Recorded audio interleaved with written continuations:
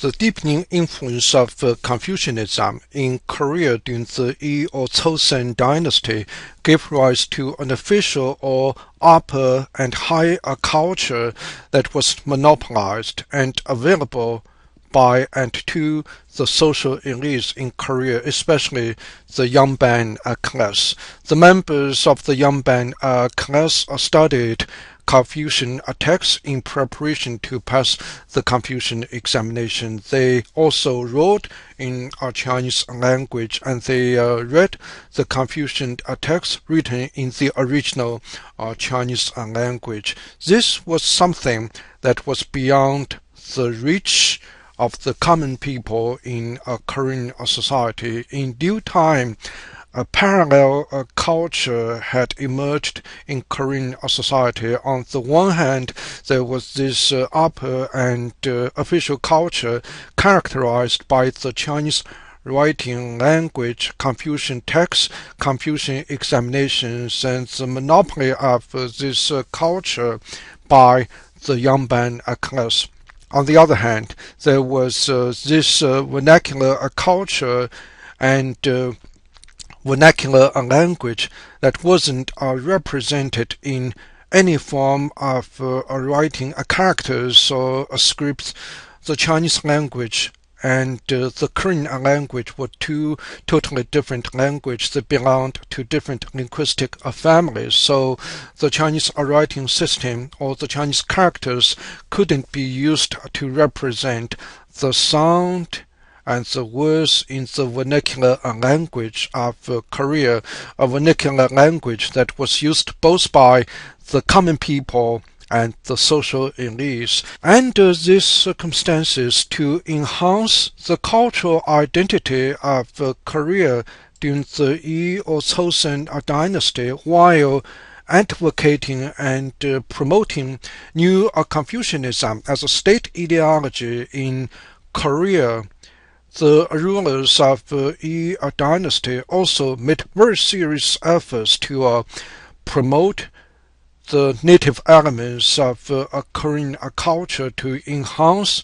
that Korean cultural and ethnic identity based both on the things learned from China and on the things that were native in the first place. One such effort that has been widely studied by the scholars and historians in Korea as well as in the rest of the world was made by this particular monarch of the Yi dynasty or Choson dynasty, King Sejong, who ruled the Yi dynasty from 1418 to 1450, the first half of the 15th century.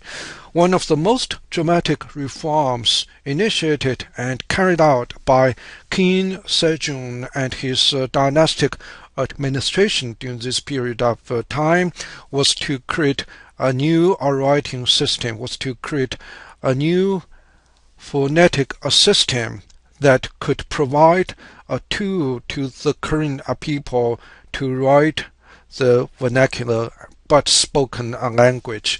It was King Sejong that created this native system called Hangul. In promoting this reform that was motivated by the intention to provide a cultural as well as a linguistic identity to the Korean state and a society that was different from the identity provided by Confucianism, something from China, that influential neighbor of Korea. King Sejong pointed out the reasons why he wanted to initiate this reform, why he wanted to promote this phonetic alphabets in a Korean vernacular language that would provide the means to the Korean people to put the vernacular and spoken language in writing. Here is what King Sejong had to say in justifying and promoting this reform. The sounds of our language differ from those of Chinese and are not easily communicated by using Chinese characters or graphs. Many among the ignorant, therefore, though they wish to express sentiments in writing, have been unable to communicate because simply, unlike the Yangban class, the common folks in Korean society were unable to write and read in Chinese, the only available writing system up to that point. Considering this situation with compassion, compassion was something that the monarchs or Confucian monarchs must display to the people under their supervision. I have newly devised 28 letters. I wish only that people will learn them easily and use them conveniently in their daily life. The 28 letters or alphabets were called Hangul at the time, and they remain the practiced phonetic alphabets in today's Korean language. This is the image of the original decree issued by King Sejong to initiate this reform that led to the creation of Hangul, the spelling system for the spoken language in Korea. Here are two examples of how this system worked. The 28 letters or alphabets are created by King Sejong, represented different sounds in the spoken language, and once one mastered those 28 letters or alphabets, one gained the capacity to spell, as we can see from this example. This symbol represented the sound h, and this symbol represents the sound ah or hang, and this represents the sound m. So once the three different elements or alphabets are being put together and spelled out, the whole graph or the character is pronounced as hang, and this one is pronounced as gu.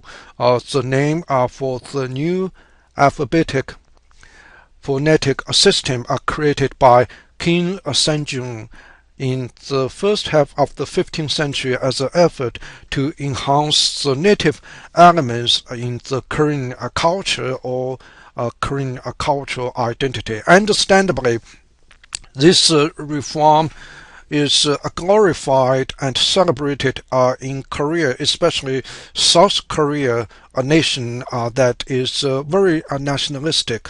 And to the modern Korean state and people, it is King Sejong and his reforms like this one that launched the evolution of Korea to become a distinctive modern nation state in today's world.